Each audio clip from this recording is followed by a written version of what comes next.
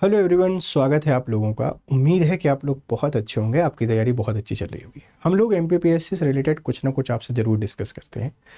आज का जो एजेंडा है वो new tourism policy of MP. तो पहला सवाल तो आपके सामने स्क्रीन पे ही आपको दिखाई दे रहा है कि मध्य प्रदेश सरकार की जो पर्यटन पॉलिसी है ये 2025 की है।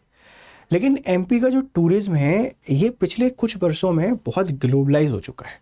अंतर्राष्ट्रीय स्तर पर हमारे टूरिज्म को पहचान मिल रही है। तो मध्य प्रदेश का जो टूरिज्म है, इस टूरिज्म की विशेषताओं को समझते हैं कि टूरिज्म क्या है, कितने प्रकार का टूरिज्म है और कौन कौन से ऐसे प्लेसेस हैं जो वैश्विक स्तर पर काफ़ी चर्चा में है। आपके ज़िले में कोई बहुत अच्छा टूरिस्ट प्लेस हो तो प्लीज़ मुझे ज़रूर बताइएगा।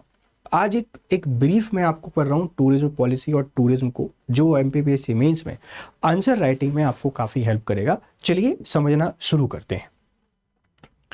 तो मध्य प्रदेश पर्यटन स्थलों को वैश्विक पटल पर बनाई है पहचान इन्होंने। मध्य प्रदेश देश का हृदय प्रदेश है जो अपनी ऐतिहासिक धरोहरों, प्राकृतिक संसाधनों, धार्मिक एवं सांस्कृतिक स्थलों और लोक परंपराओं की समृद्धि के कारण राष्ट्रीय और अंतर्राष्ट्रीय पर्यटकों को आकर्षित करता है। मध्य प्रदेश को देश का हृदय कहते हैं। हृदय प्रदेश हमारा एक नाम है। यहाँ पर ढेर सारी ऐसी प्लेसेस हैं जो religious, historic point of view से, कल्चरल, नेचुरली काफ़ी इम्पॉर्टेंट है। लाइक आपने खजुराहो के मंदिर के बारे में सुना होगा, बहुत ही हिस्टोरिकल उनकी इम्पोर्टेंस है। पचमढ़ी एक हमारा हिल स्टेशन है। बांधवगढ़, कान्हा ये नेचुरल प्लेसेस हैं। ढेर सारे प्लेसेस हैं। भगोरिया जैसे उत्सव भी यहाँ पर होते हैं जो हमारे पूरे पर्यटन को हर तरीके से पूरा बनाते हैं। तो मध्य प्रदेश को हृदय क्यों कहते हैं? क्योंकि ढेर सारी एक्टिविटी यहाँ पर ऐसी होती हैं। तो अभी रिसेंटली इस पर्यटन को बेहतर बनाने के लिए हमने पर्यटन नीति और विकास पे फोकस किया है।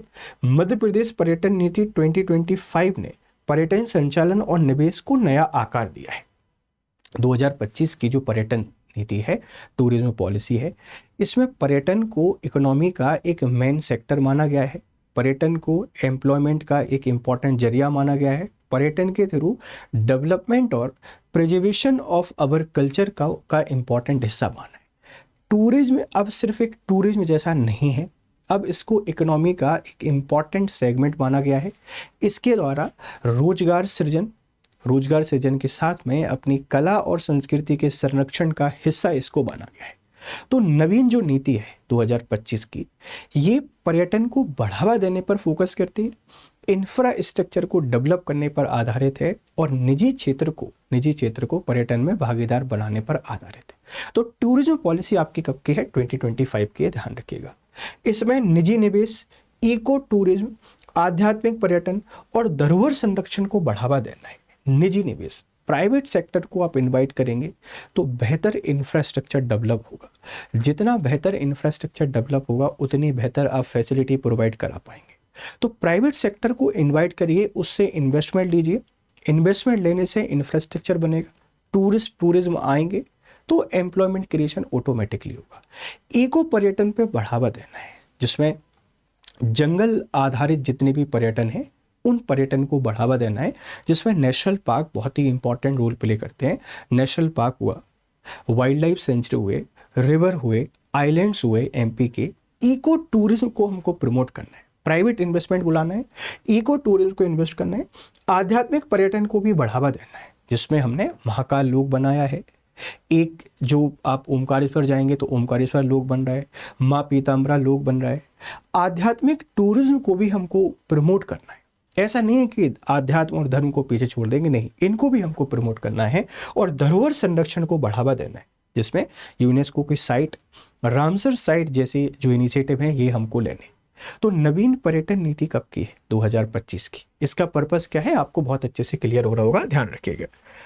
आगे बढ़ते हैं तो कुछ सांस्कृतिक और धार्मिक स्थलों की चर्चा की गई है। मध्य प्रदेश के कल्चरल एंड स्पिरिचुअल प्लेसेस अगर कोई पूछे तो उसमें क्या क्या आता है, देखिए। खजुराहो नृत्य समारोह पूरी दुनिया भर में काफी ज्यादा फेमस है। खजुराहो डांस फेस्टिवल पूरी दुनिया में फेमस है। आप मुझे बताना कब से इसकी शुरुआत हुई। तानसेन संगीत समारोह ग्वालियर में होता है और ये भी पूरी दुनिया में फेमस है।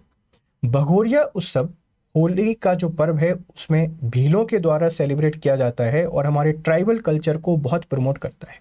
लोकरंग जैसे आयोजन प्रदेश की सांस्कृतिक विरासत को वैश्विक स्तर पर प्रस्तुत करते हैं। वर्ल्ड लेवल पे प्रमोट करने में काफी काम कर रहे हैं ये खजुराहो नृत्य, तानसेन संगीत समारोह, भगोरिया उत्सव, ये कल्चरल टूरिज्म को प्रमोट कर रहे हैं। इनमें ढेर सारे लोग आते हैं इनको देखने के लिए। उज्जैन, ग्वालियर, भोपाल, खजुराहो में विश्व रिकॉर्ड और अंतर्राष्ट्रीय पहचान है। ढेर सारे वर्ल्ड रिकॉर्ड इनके पास है। जैसे खजुराहो यूनेस्को की साइट है, इसीलिए इसको ढेर सारे लोग देखने के लिए आते हैं। भोपाल की बात करेंगे तो ट्राइबल म्यूजियम यहाँ पर अवस्थित है। ग्वालियर में हमारा ग्वालियर का किला है। उज्जैन में महाकाल लोक है। तो ये अंतर्राष्ट्रीय स्तर पर इनको पहचान मिली हुई है। ओमकालेश्वर, महाकालेश्वर, चित्रकूट, जानापाव जैसे केंद्र आध्यात्मिक पर्यटन के प्रमुख स्थल हैं। स्पिरिचुअल जो टूरिज्म है इनको बढ़ावा दे रहे हैं। सांस्कृतिक स्थलों की हमने बात कर ली। अंतर्राष्ट्रीय स्थल पर जो रिकॉर्ड वाले प्लेस हैं उनकी बात कर ली। स्पिरिचुअल प्लेसेस की बात कर ली। तो पर्यटन का एक पूरा जो डिमेंशन है एमपीपीएससी मेंस की दृष्टि से वो सारा आपका यहाँ से कवर हो रहा है। ग्रामीण साहसिक और जल पर्यटन, होम स्टे योजना से ग्रामीणों को लाभ, पर्यटकों को स्थानीय संस्कृति का अनुभव हुआ है। होम स्टे एक स्कीम है और इसके थ्रू इसमें आपके जो ग्राम होते हैं, गांव में एक बेहतर फैसिलिटी आपको प्रोवाइड करानी पड़ती है। हाइजीनिक तरीके से रहने की व्यवस्था, गांव का देसी फूड और सारी फैसिलिटी आप प्रोवाइड करते हैं। कोई भी होम स्टे बना सकता है। ये विशेष पसंद किए जा रहे हैं पर्यटकों के द्वारा। तो होम स्टे स्कीम से हम लोग क्या कर रहे हैं, रूरल एम्पावरमेंट हो रहा है, रूरल डेवलपमेंट हो रहा है, एम्प्लॉयमेंट क्रिएशन हो रहा है और हमारी जो कल्चर है, संस्कृति है, हम इसको प्रिजर्व कर रहे हैं, इसको संरक्षित कर रहे हैं। तो होम स्टे जैसी स्कीम रूरल टूरिज्म को बढ़ावा दे रही है। साहसिक पर्यटन में उज्जैन की स्काई डाइविंग, पचमढ़ी और भोपाल का मैराथन। जल पर्यटन, नर्मदा नदी परियोजनाएं, महेश्वर पर्यावरण अनुकूल नावें। तो यहाँ पे ढेर सारे जल पर्यटन के भी अवसर हमको मिल रहे हैं। वैश्विक पहचान और निवेश, जापान में विश्व गुलाब सम्मेलन और अंतर्राष्ट्रीय पर्यटन सम्मेलनों में सक्रिय भागीदारी की है। 29 से 30 अगस्त 2025 को ग्वालियर में रीजनल टूरिज्म कॉन्क्लेव आयोजित की जाएगी। पर्यटन नीति 2025 के तहत 214 करोड़ रुपए से अधिक निजी निवेश और लगभग 2 लाख रोजगार, 214 करोड़ का प्राइवेट इन्वेस्टमेंट आ रहा है और लगभग 2 लाख एम्प्लॉयमेंट क्रिएशन पर आधारित है। तो बहुत बड़ा मौका है, बहुत बड़ा अवसर है टूरिज्म को बढ़ाने का। इस बात को ध्यान रखिएगा। महिला सुरक्षा हेतु महिला सुरक्षित पर्यटन स्थलों का पर हम लोग काम कर रहे हैं। फिल्म पर्यटन को बढ़ावा दे रहे हैं। 132 फिल्म परियोजनाओं की शूटिंग चल रही है मध्य प्रदेश में। ग्रामीण पर्यटन के अंतर्गत 1000 प्लस होम स्टे बनाए गए हैं, 100 गांवों में विकसित किया गया है। और भोपाल का मिंटो हॉल एक माइस अंतरराष्ट्रीय सेंटर के केंद्र पर डेवलप किया गया है। उपलब्धियों की बात करें तो 2024 में 10.7 करोड़ पर्यटक आए। सबसे ज्यादा आपसे कोई बात करता है तो महाकालेश्वर। फॉरेन की कोई बात करेगा तो खजुराहो में आए, बांधवगढ़, कान्हा, इनमें ढेर सारे पर्यटक आए, जो 2022 की तुलना में 3.41 करोड़ से 3 गुना अधिक है। 785 बाघ हैं हमारे पास, टाइगर, 11 राष्ट्रीय उद्यान हैं, 8 टाइगर रिजर्व हैं, 25 वन्य अभ्यारण्य हैं, 785 टाइगर्स हैं, 11 नेशनल पार्क्स हैं, 8 टाइगर रिजर्व हैं और 25 वाइल्ड लाइफ सेंचुरीज हैं। 14 यूनेस्को विश्व धरोहर स्थल हैं। ग्वालियर को सिटी ऑफ म्यूजिक का दर्जा हमारे द्वारा दिया गया है। तो ये ढेर सारी चीजें आपको यहाँ पे देखने को मिल रही हैं। इस तरीके से मध्य प्रदेश का जो पर्यटन है, इस मध्य प्रदेश के पर्यटन को आप बेहतर तरीके से समझ सकते हैं। और भी ढेर सारे प्लेसेस हैं जिनकी चर्चा नहीं की गई है। मध्य प्रदेश में पर्यटन क्या है, पर्यटन के प्रकार क्या हैं और किस तरीके से सरकार इसको प्रमोट कर रही है, इसको समझाने की पूरी कोशिश यहाँ पे की है। इसके संबंधित ढेर सारी और स्कीमें सरकार चला रही है। आप मुझे बताइएगा आपके ज़िले में अगर कोई फेमस प्लेस है टूरिज्म को लेकर, हम उस पर भी स्पेशल वीडियो बना देंगे। जाते जाते आपके लिए इंपॉर्टेंट खबर है, आरंभ 8.0 हमारा बैच है। एंड ऑफ सीजन सेल इसमें चल रहा है। GS लाइव कोड अगर आप यूज़ करते हैं तो अभी डिस्काउंट अवेलेबल है। अभी जो डिस्काउंट है ये अवेलेबल है।